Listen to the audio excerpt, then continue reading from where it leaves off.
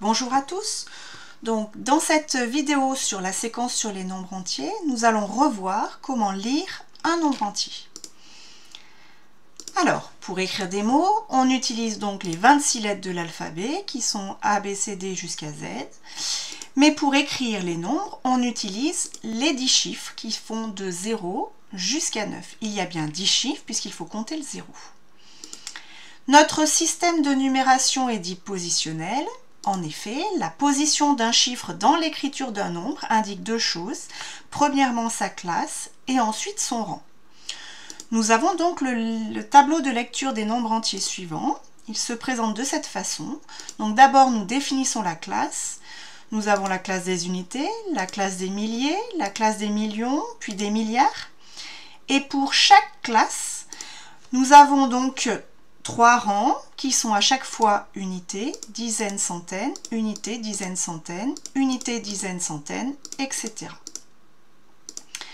Alors maintenant, si je considère ce nombre-là, je peux dire que ce nombre est un nombre à 7 chiffres. Et pour le lire facilement, je regroupe ces chiffres par groupe de 3 qui correspondent à chaque classe. Si j'utilise donc le tableau de lecture des nombres entiers, nous avons donc dans la classe des unités 801, dans la classe des milliers 457 et dans la classe des millions 3. Et donc si je lis ce nombre, cela me donne 3 457 801.